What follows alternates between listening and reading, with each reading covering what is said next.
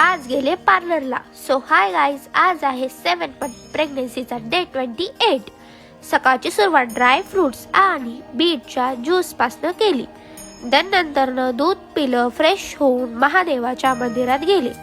खरं आहे, प्रेग्नन्सीमध्ये first trimester and third ट्रेमिस्टरला खूप प्रॉब्लेम फेस करावी लागते.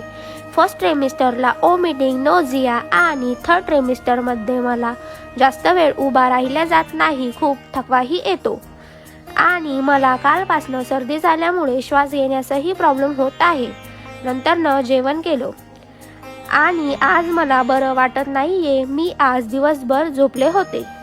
रात्री मी पार्लरला गेले होते. घरामध्ये काही फंक्शन असलं तर पार्लरला जाणं मॅग्नेटरी झालं आहे.